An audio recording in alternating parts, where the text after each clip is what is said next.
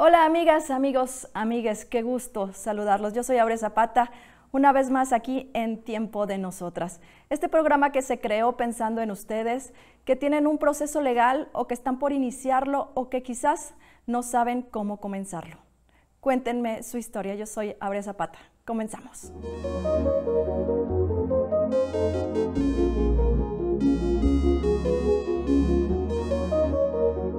Hoy tenemos a nuestras especialistas de cabecera.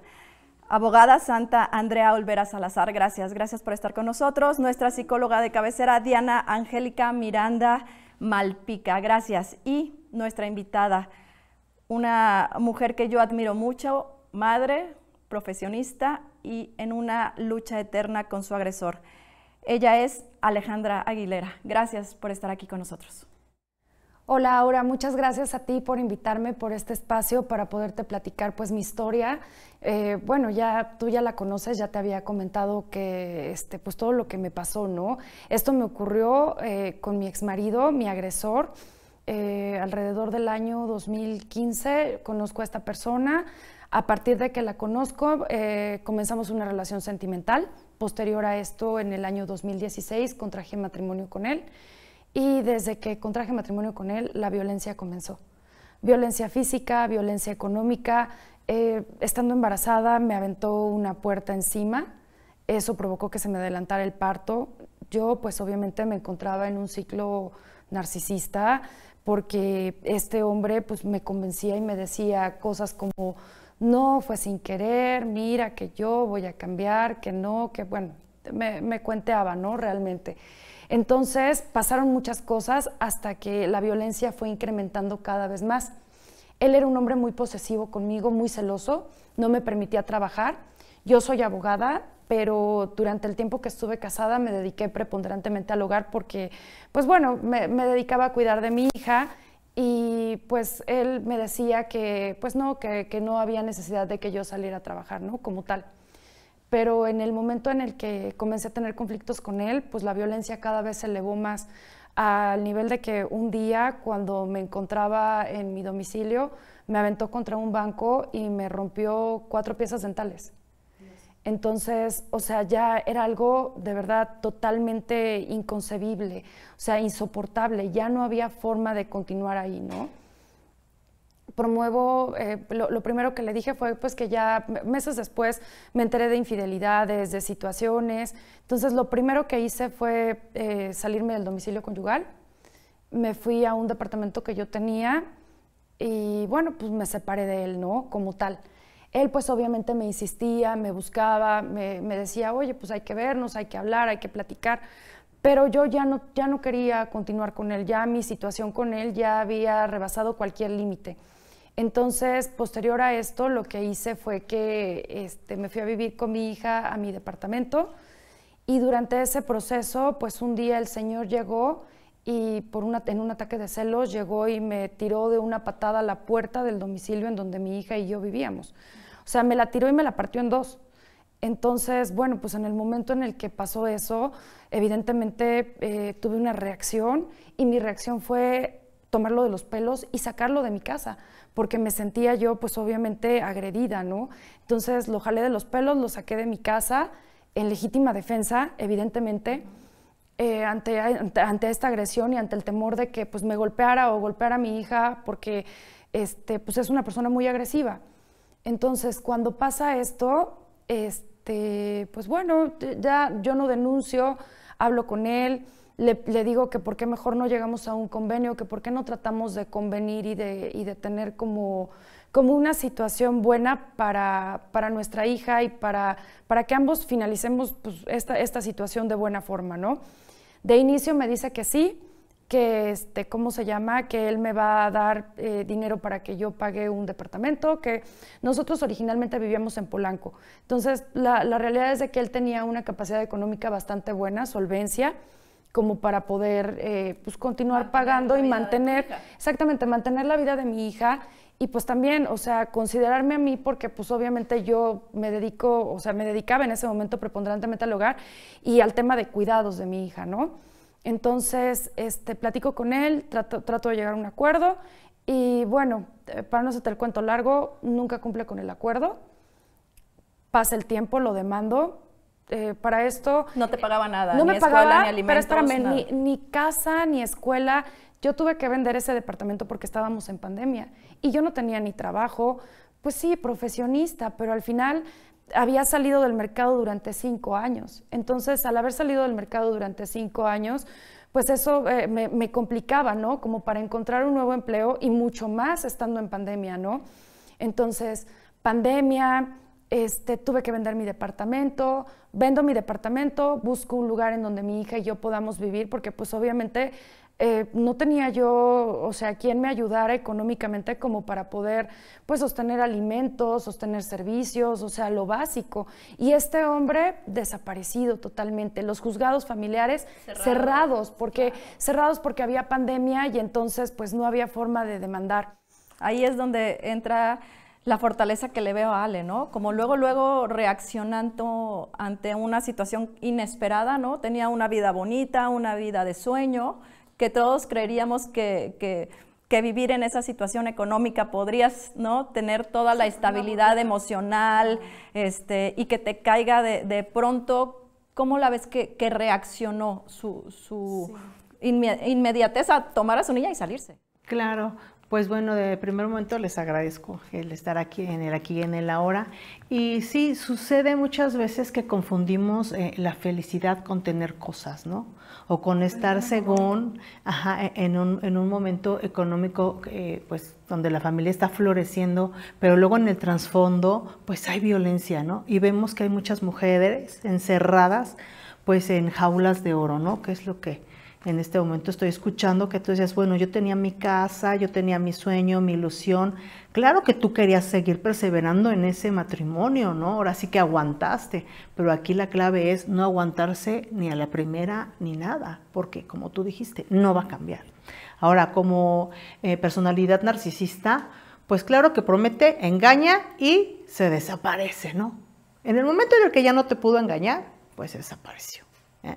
Y bueno, aquí pues la fortaleza obviamente del entendimiento de las mujeres que dicen, bueno, no solamente somos emoción, sino somos inteligencia y somos también muy creativas, ¿no? Cuando ella dice, pues voy a dar el paso definitivo, que es el paso de la incertidumbre, donde encontramos la valentía, ¿no? Sí, voy a vender todo, hijos. Claro. O sea, es la seguridad de es. nuestros hijos, o sea, en ese momento yo dije, no, o sea... Y no pensaste nada más que salir, salir, o sea, no hay exacto. forma, tengo que salir del de círculo de la violencia es tan difícil porque es un paso de pronto de mucha incertidumbre donde la mujer tiene que sostenerse a sí misma. Sí hay redes de apoyo, puede existir una buena abogada, una buena psicóloga, pero de pronto es el que la mujer emerge para sostenerse a sí misma y llegar al punto de decir ya basta, y con valentía así, vender todo lo que se tenga, tener que hacer todo lo posible por salir de ese círculo de la violencia. Y eso que dices, salir del círculo de la violencia, pero implica muchísimas cosas. Ella siendo abogada, a lo mejor un arranque de, oye, ya me pegó a mí, sigue mi hija, y existe la violación de los derechos de las mujeres que constantemente vivimos en México, de 7 a 10 mujeres, todas hemos vivido violencia por nuestra pareja.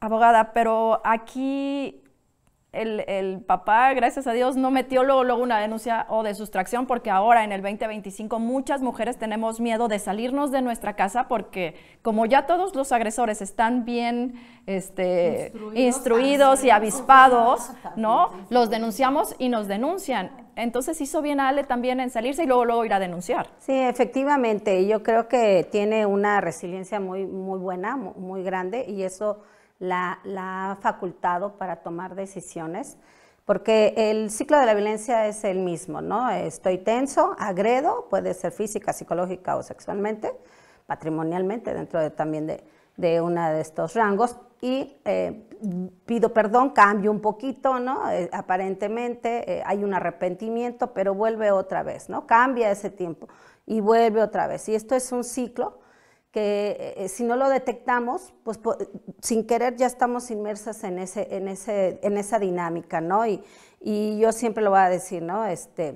el agresor nunca va a cambiar, al contrario, su violencia va aumentando. Y más cuando tú ya dices hasta aquí, ¿no? O sea, para mí esto no es normal, yo detecto que me estás afectando psicológicamente, emocionalmente, que yo no quiero esta vida para mi hija, ¿no? Entonces tomo una decisión y eso a veces yo digo que los desquicia, ¿no? Los desquicia porque dice, bueno, si tú eras de mi propiedad, si yo te compré casi, ¿no? ¿Por qué te me vas a salir?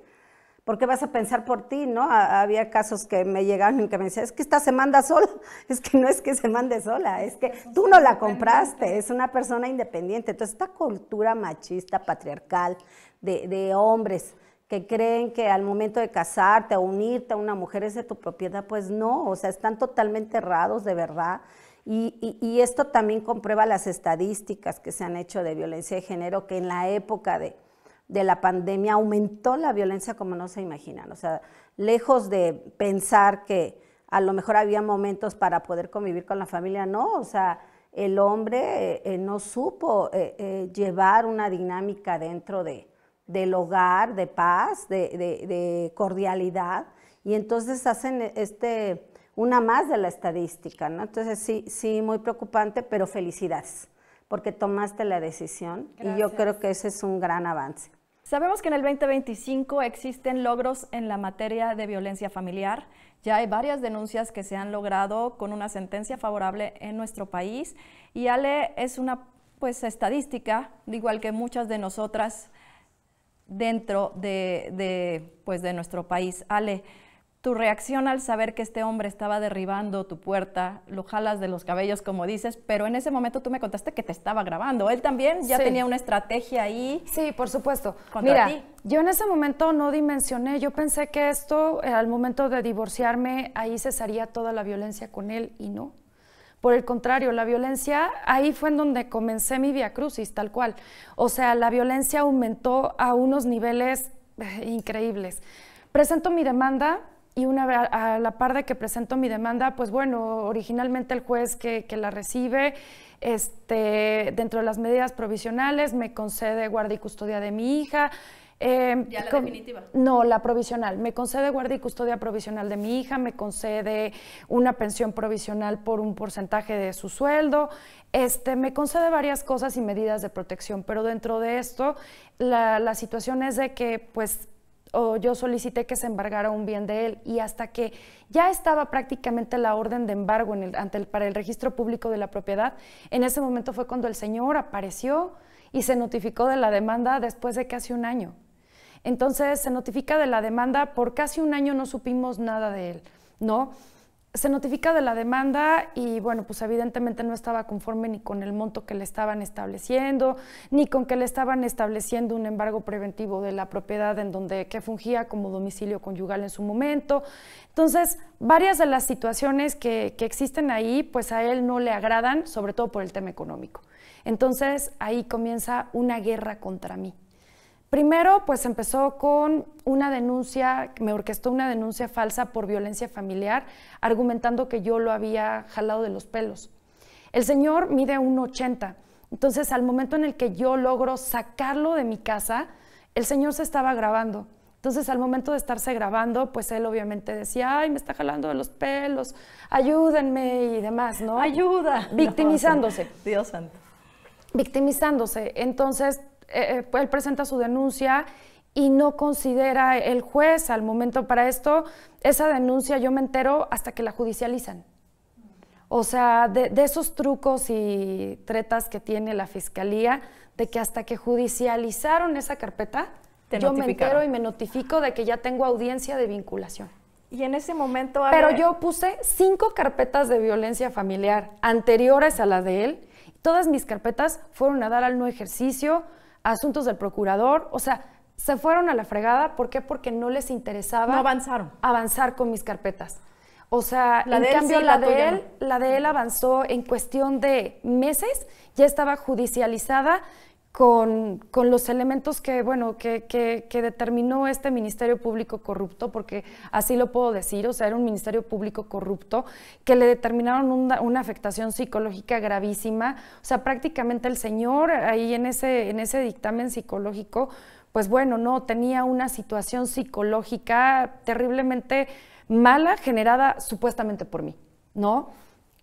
Sin ninguna prueba, sin nada, judicializan. Me citan para esto, para cuando judicializan, para cuando pasa toda esta serie de cosas. Yo ya había rehecho mi vida, me había vuelto a casar, estaba embarazada. Entonces, al estar embarazada en ese momento, pues bueno, él enloqueció y comenzaron amenazas y comenzaron situaciones en donde yo pienso que mi carpeta pues tenía como que muchos vicios, ¿no? Y empecé a vivir violencia institucional.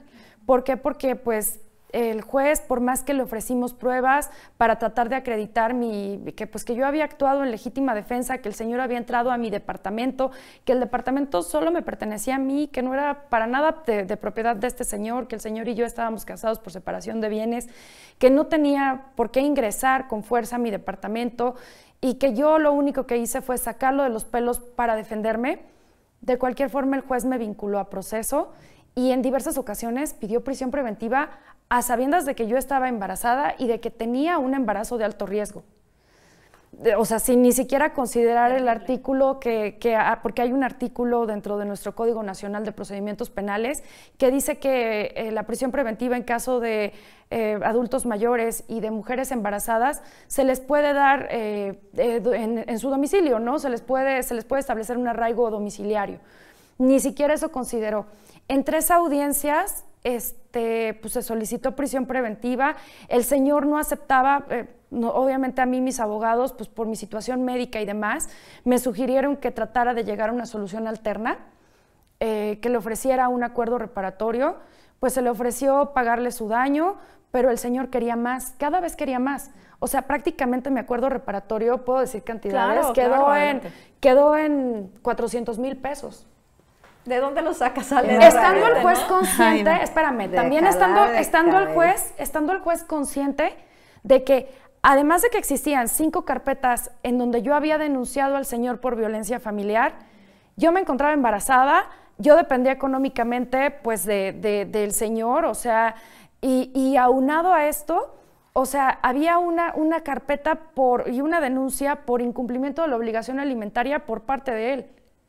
Entonces, era totalmente incongruente que a mí me fijaran una suspensión condicional o una reparación del daño en donde yo tenía que pagar a mi agresor, que él se manifestaba como víctima en esta carpeta. Y tú embarazada. Y yo embarazada con alto riesgo y pues, o sea, con riesgo de aborto constantemente, ¿no? Mi hija estresadísima, obviamente mi hija estresada porque cada que yo iba a audiencia, pues era el temor de no, es que ¿por qué? No porque vas a regresar. Ellas escuchan, o sea, los niños, por más que tú quieras como, pues mantenerlos fuera de esto, ellos escuchan, entonces se estresan, entonces ella me decía, pero es que ¿cómo? ¿Por qué? Si tú no hiciste nada malo. O sea, el malo es él nos tiró la puerta de nuestra casa, mamá. ¿Cómo es posible que este juez te quiera condenar a ti cuando él es el malo, cuando él es el que nos tiró la puerta de la casa, cuando él era el que nos pegaba, cuando él era el que nos corría, cuando él era el que era malo con nosotras? Entonces, bueno, pasa todo esto. Desafortunadamente, pues bueno, me vinculan a proceso, ofrezco la suspensión condicional que satisface a mi agresor en ese momento de aceptar y bueno, continuamos con los litigios. En materia familiar, pues obviamente empiezo a ver ciertas situaciones en donde me doy cuenta de que él está comprando autoridades, ¿no? Y está haciendo cosas totalmente, o sea, bueno, los jueces más bien, las corruptas, ¿no? O sea, imagínate el caso de que en materia familiar el juez, yo meto un incidente para cobrar mi retroactivo. ¿Qué es el retroactivo? Son las pensiones que el señor no pagó desde que demandé hasta que fue notificado. Alimentos, vestido, sí, escuela, claro, pero todo ya de tus hijos. existía una pensión, sí. Ya estaba determinada una pensión, entonces, basándome en esa pensión provisional, pues solicito que me paguen el retroactivo de esos alimentos de los meses que él dejó de pagar. Entonces, bueno, ya llega el punto en el que meto mi incidente y en la sentencia el juez me acuerda que no es procedente que se me pague ningún retroactivo. Que porque se presume que durante el tiempo que yo estuve casada con él, pues que él pagaba las cosas. Sí, pero oiga, a ver, o sea, yo estoy avisándole desde que demandé hasta que se le notificó que ya no estoy casada con él, que el señor no me está 3, pagando 4 nada. años, ¿no? No, pasa, o sea, del retroactivo me debía como 1 año y medio aproximadamente de alimentos, porque, o sea, tú sabes que desde que demandas hasta que te fijan una pensión provisional, por lo menos pasan 9 meses. Aquí en México es una cosa tardadísima en lo que lo notifican, en lo que se llega a audiencias, en lo que se viene, pues, diversos procesos que retrasan. Entonces, cuando llega la pensión provisional, cuando se le notifica, a partir de ahí, el señor también empezó a incumplir. O sea, el señor nunca ha cumplido.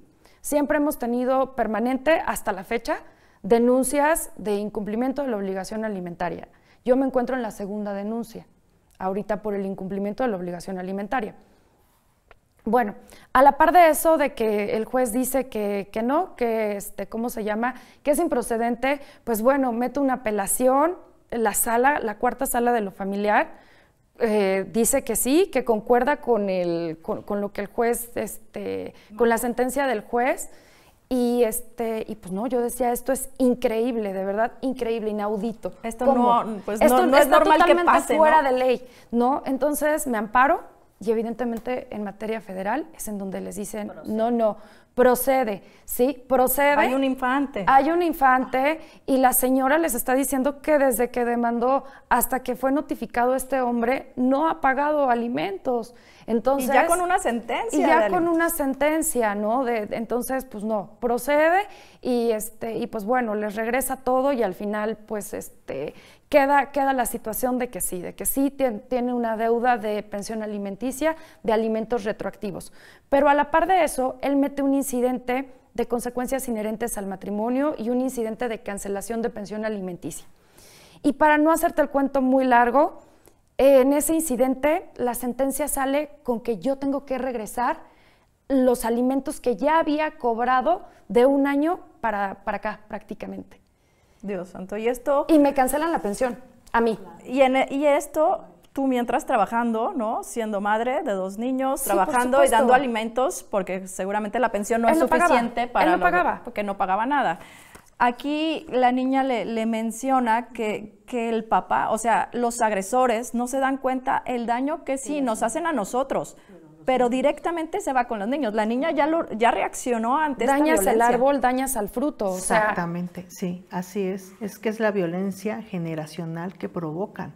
O sea, inclusive ahí ella traía una vida intrauterina. O sea, hasta el fetito, claro, hasta el feto, las emociones se transmiten al feto. Eso es violencia. Ahí también es violencia a la infancia. Entonces estaba violentando a 2 infantes, imagínate. También nuestros niños tienen derecho a una vida libre de violencia. También ellos tienen derecho pues a la alimentación, a la recreación, sin el miedo a salir y qué le va a pasar a mamá. Por supuesto que la niña en ese momento pues también estaba pasando por un momento difícil e inclusive traumático. Afortunadamente pues tú la tenías a tu lado, podías hablar con ella, contener las emociones. Pero hay madres, y hemos visto aquí en los programas, que sustraen a los menores y les hacen violencia vicaria. De alguna manera a ti te dejó tu tesoro más grande.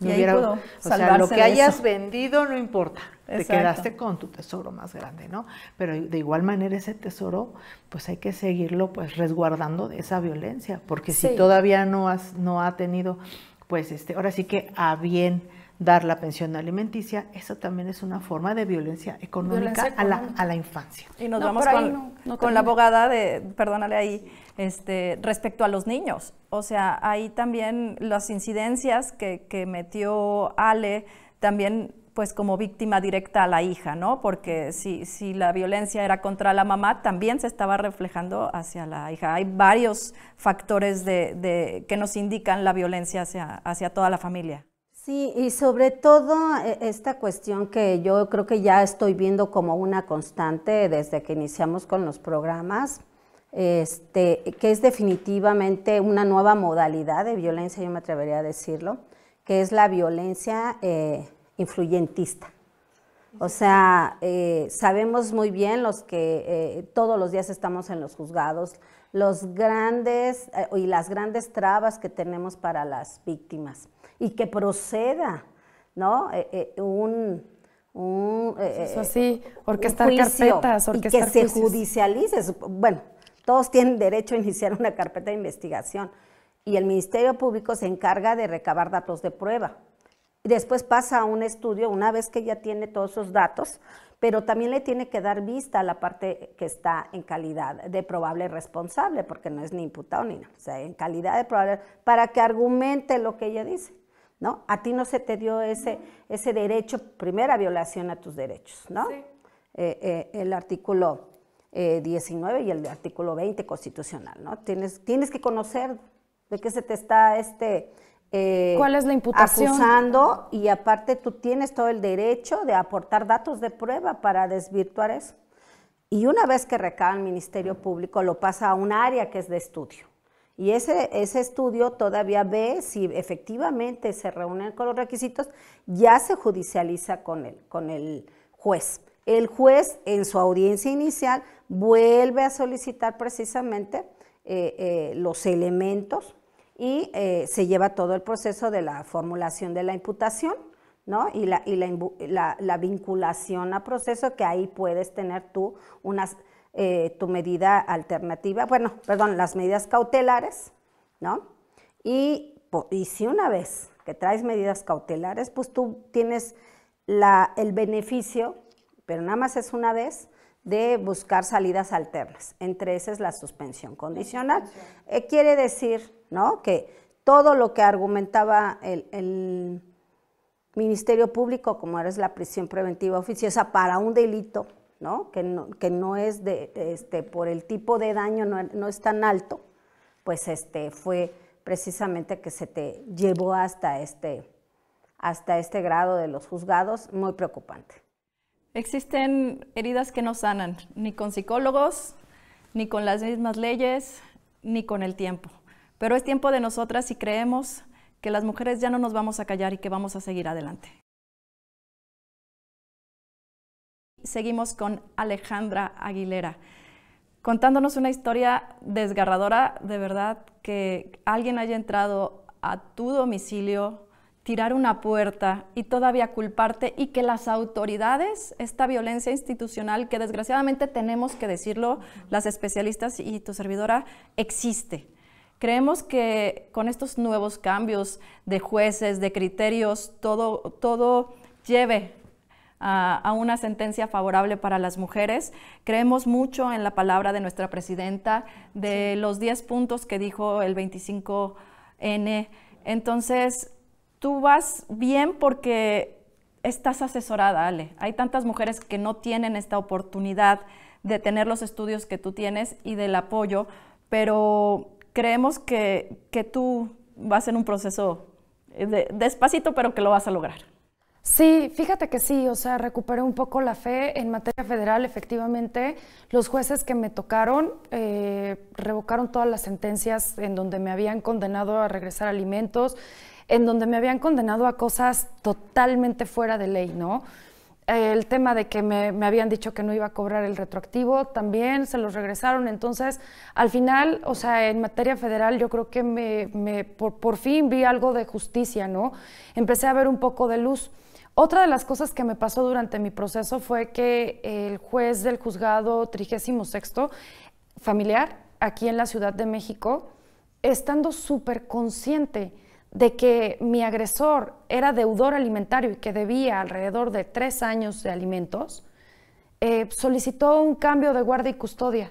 Obviamente, en ese momento, pues, argumentaban que no, que yo estaba tratando de alienar a mi hija y que había, el señor me denunció también, o sea, mi agresor me denunció a mí 4 veces en la fiscalía por violencia contra la menor. Esas carpetas, sin pruebas. Sin ninguna prueba. Meramente de un día que mi abogado le habló para pedirle el seguro de gastos médicos mayores, la tarjeta, la póliza, porque mi hija había sufrido un accidente, de ahí tuvo carnita como para orquestarme una nueva carpeta y me denunció por violencia contra la menor. Estas denuncias no prosperaron porque, pues bueno, mi hija acudió a la fiscalía, le hicieron un dictamen psicológico y en el dictamen psicológico salió que mi hija refería que su progenitor la golpeaba y que me golpeaba a mí también.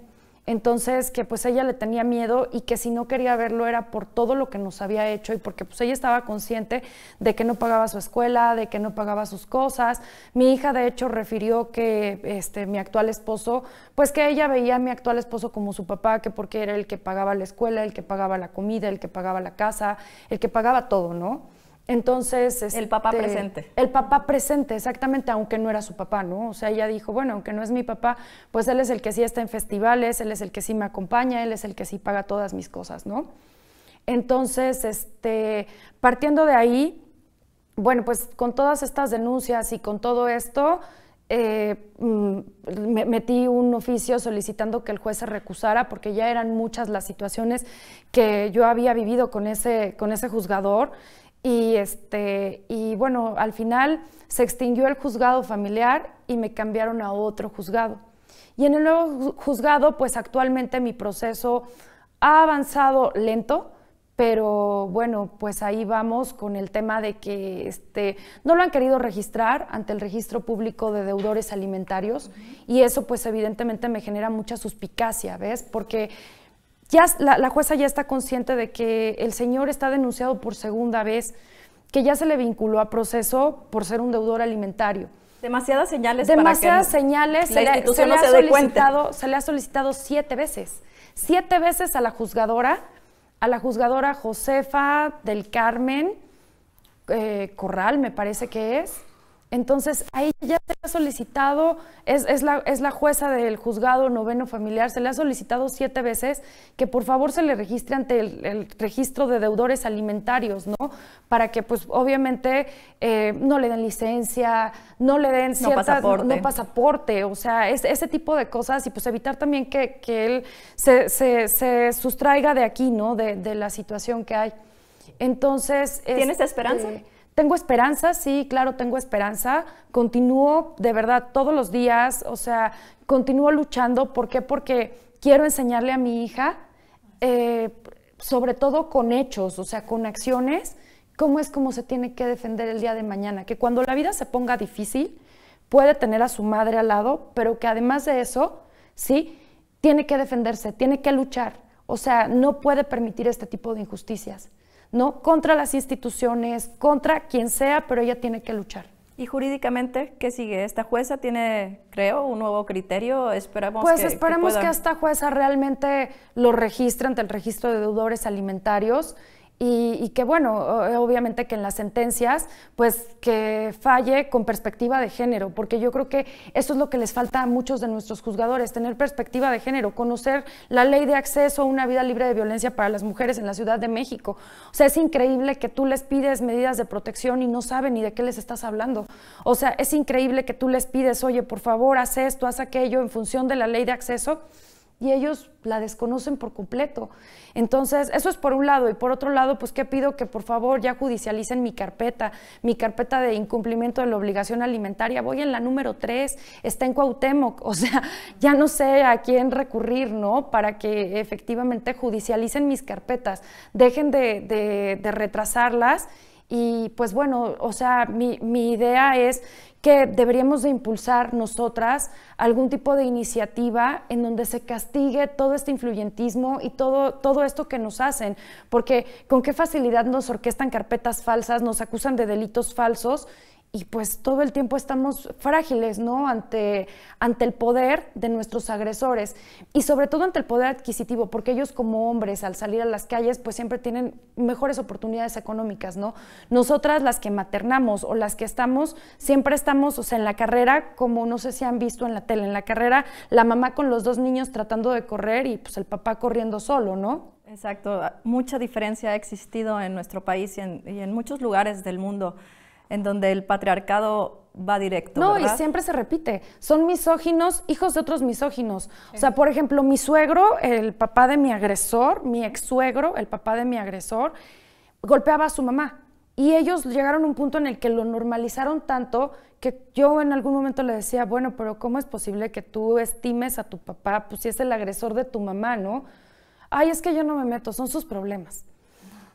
Dios, no, ¿cómo? No se mete, pero lo hizo con la esposa. No se mete, pero lo replica. Lo replica y lo vuelve a hacer. ¿Por qué? Porque ellos así crecieron. Crecen con un patrón de misoginia elevado. Ya hay formas de prevención de esto desde la madre y las abuelas y las tías. Claro, es generacional también la cultura de la denuncia, ¿no? Las pedagogías de derechos humanos que también se les transmiten a las niñas, a los niños, las nuevas masculinidades. O sea, hay caminos, hay vías para que haya una transformación cultural, ¿sí? Y bueno, pues también, pues sí, como ella dice, hay modelos que se repiten, inclusive hay una mecanismo psicológico que se llama la identificación con el agresor.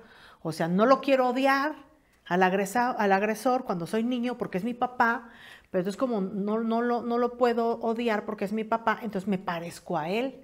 Y es cuando normalizan la violencia de generación en generación. Entonces, pero sin embargo hay vías ya, ¿no? Para transformar pues esas modalidades, esas formas, esas vivencias, ¿no? Que se dan dentro de la familia. Y eso es, bueno, pues a través de las nuevas masculinidades, las pedagogías con las niñas y etcétera. O sea, vías para que haya una transformación cultural las hay, porque también el patriarcado no es tan cómodo para ellos. O sea, también entre hombres son violentos. Entonces, el patriarcado, como una violencia estructural, también los violenta a los hombres. Y eso es lo que pues también se transmite en nuevas masculinidades. Y es así como, bueno, pues precisamente, pues ¿qué buscaste tú? Pues un hombre que tuviera otra forma de ver la vida. Tu segunda pareja, yo te aseguro que pues es diferente, como lo dijo su niña, ¿no? Con el juez. Es un padre cuidador, presente, que la escucha, que la acompañe, o sea, completamente otra imagen. O sea, entonces, padre no es el biológico, padre es el que está, el que se da. O sea, de hecho, la paternidad, hay un psicólogo, Lacan, que dice, es el don de darse. No es tanto lo biológico, sino darse en un estado mental, pues, amoroso de acompañamiento. Y basta de los actos abusivos. Ah, no, sí, porque si va a ser un padre controlador, maltratador, no, pues nada que ver, ¿no? Ya no se puede permitir y ya no nos vamos a someter. Y los actos que Ale le está enseñando, pues, jurídicamente, porque es una mamá abogada, ¿verdad? Te tienes que defender, o sea, sí vemos la diferencia de otras mamis que nos han acompañado, vemos la seguridad de Ale, ¿no? Emocional, ¿no? Ahorita tiene otra pareja y el haber estudiado leyes le da la herramienta para poderla transmitir a la hija. Sí, así es, pero sobre todo la conciencia, ¿no? Recordemos que la violencia son actos aprendidos, no nacemos siendo violentos. Y así como aprendemos, también podemos dejar de aprenderlos. El tema aquí es que yo no quiero perder el poder.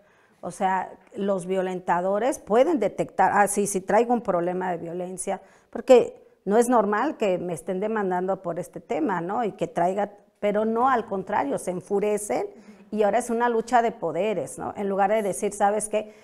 Creo que necesito terapia, necesito manejar esto, porque quiero romper este patrón de conducta, porque no es normal. Pues no. ¿Por qué? Porque nunca va a estar, el agresor nunca va a estar en la situación de la otra persona porque es más débil. Entonces, ¿qué tiene que hacer esta persona que está en calidad de desventaja? Empoderarse y decir, ¿sabes qué? Yo puedo, me agarro de las cuestiones legales, porque ya los tiempos cambiaron, ya no estamos en el tiempo de la mamá de él. Actualmente, gracias a la lucha y ahorita que hace poco que salimos a caminar y que constantemente y nuestra presidenta nos ha apoyado, porque inclusive hasta ella ha sido víctima política, ¿no? de tanta difamación, etcétera. Yo creo que es tiempo de mujeres, como ella bien lo dice, llegamos todas y viene otra etapa, así que adelante por favor, todas, porque sí se puede. Agresores, piénselo ya 2 veces porque las cosas cambiaron y si en el tribunal hay complicidad, pues se va a luchar contra esta complicidad, porque ya no se puede soportar, ya las recomendaciones internacionales exigen que México traiga una vida libre de violencia. Hay abogadas de las mujeres en cada agencia del Ministerio Público que aplica precisamente el artículo 197 de nuestro Código Nacional, donde habla de las medidas de protección. Tenemos la Ley de Acceso a las Mujeres a una vida libre de violencia. Inclusive, pues las medidas de protección son inmediatas. En 24 horas nos tiene que resolver un juez. Entonces, hay que acudir a estos lugares. Asesórense. Y estar fuertes, no decaer, buscar un círculo de apoyo, ya sea tu madre, tu hermana, tu vecina, tu red de apoyo. Todas somos tejedoras, como dijo nuestra presidenta hace poco. Creemos que la justicia existe y la vamos a encontrar. Sí, claro. El 80%, desgraciadamente, de las estadísticas es que muchísimas mujeres en nuestro país hemos sufrido violencia por nuestra pareja, por alguien cercano, pero todo esto se está parando con las nuevas estrategias de los jueces y las nuevas ideas que traen los nuevos poderes de nuestro país. Ale tiene una situación en los juzgados llena de carpetas, una vida judicializada, pero con mucha fe y esperanza de salir con una sentencia favorable. Sí, claro. Y dentro de este camino, de verdad que agradezco a la Secretaría de la Mujer, que siempre estuvo conmigo.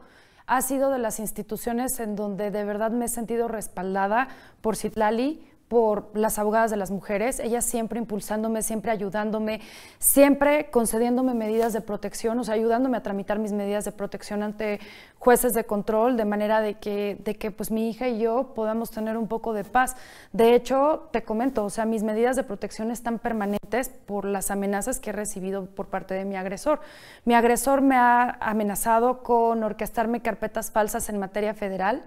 La última amenaza fue de que un fiscal había estudiado con él en la prepa, un fiscal en Michoacán, y que pues que él iba a orquestarme una carpeta con él, ¿no? Por un delito federal.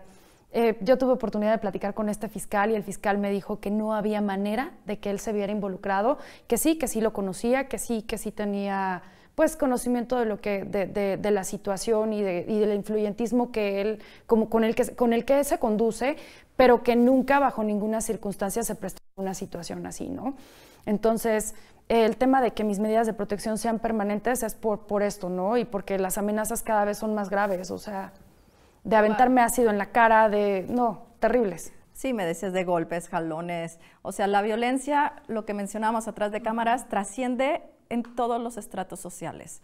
La violencia desde golpes, empujones, romperte la puerta, no importa si tienes más o menos dinero, pero desgraciadamente el influyentismo y el poder en las instituciones se compraba. Esperemos que a partir de este 2025-26 todo cambie y que psicológicamente muchas mujeres con la fortaleza que vemos a Ale, otras mujeres que desgraciadamente muchas estamos aprendiendo a encontrar la fuerza que tú tienes, podamos salir adelante con apoyo psicológico, estos centros que existen en todo el país y con pues estas hermosas cartillas para que estén pendientes porque ya se están distribuyendo en todo el país. Es la cartilla de los derechos de las mujeres. Cuéntanos, tú sabes más de esto y que tus amigas nos los mandaron y muchas gracias. Claro, bueno, pues en esta cartilla pues es para que nosotras pues tengamos el conocimiento no solamente de nuestros derechos, sino también vienen las instituciones a las que nos podemos dirigir y bueno, se están distribuyendo pues precisamente esto, ¿no? Es el conocimiento también de que tenemos derecho a una vida libre de violencia y que es muy necesario pues la denuncia. Que comencemos a tener esa confianza también en las instituciones, porque esa es parte de la esencia de la Cuarta Transformación, que nuestras instituciones se acerquen a la comunidad, se acerquen a la población, para que ese tejido social vuelva a ser un tejido social que recupere la esencia en su humanidad. Entonces, como tal, también hay políticas públicas que se están generando en Secretaría de Mujeres, también puedo yo mencionar en tanto que derechos a las infancias, tenemos también el DIF, Ciudad de México, DIF Nacional. Entonces yo creo que en este momento que es tiempo de nosotras, también nosotras exigimos que las instituciones sean reconfiguradas y bueno, se logra muy poquito a poquito, pero yo creo que sí tengo esa confianza, como por ejemplo los nuevos magistrados, ¿no? Que entraron ya en el pueblo los eligió.